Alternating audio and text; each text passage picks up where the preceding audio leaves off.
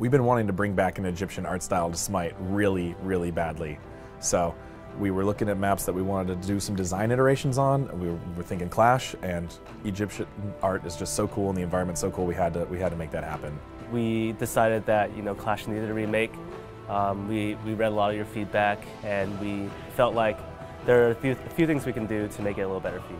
We've had an Egyptian map in the past. Everybody really likes the Egyptian pantheon as a theme. They have cool, interesting statuary and architecture, and it's very different from the Greek locations. We worked with designers to make sure that we still keep with the same design specs of the old Clash, but that now we can fit it with Egyptian art.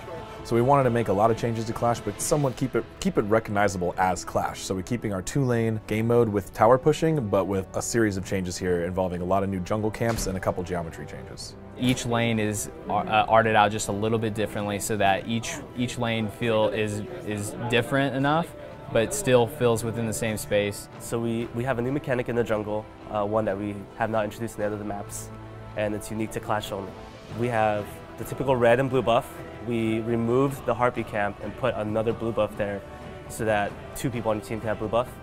Now, at some point in the game, the jungle camps will evolve. So you're actually going to see the blue buff and the red buff get increasingly harder to kill, and as well provide increasingly stronger buffs as the game goes on. And this also ties in with the new jungle boss. I've been wanting to get Apophis into the game for a long time. He's kind of the antithesis of Ra. He's kind of a giant snake made out of slate. We did a bunch of various concepts to him, but man, he looks amazing. He's kind of viper and a cobra mixed together, and he's kind of 30 feet tall, coming up out of the sand. It's going to be really awesome.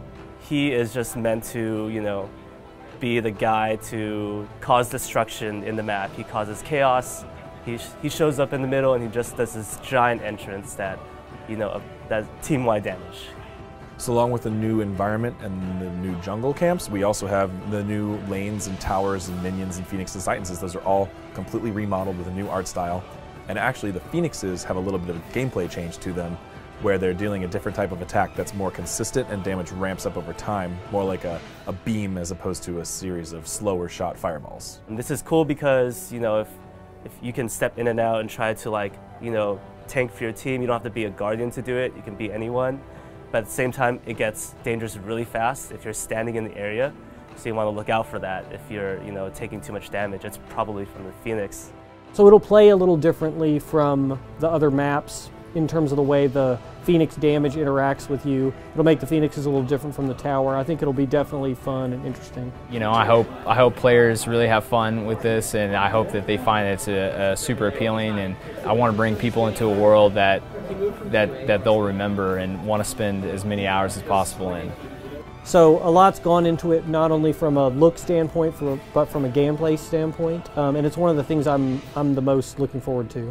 I'm a huge fan of the Egyptian pantheon. I'm really glad we could get some more Egyptian art back in the game. I think it looks amazing, and Apophis is extremely scary and fun to fight. I can't wait to see how the players feel about it.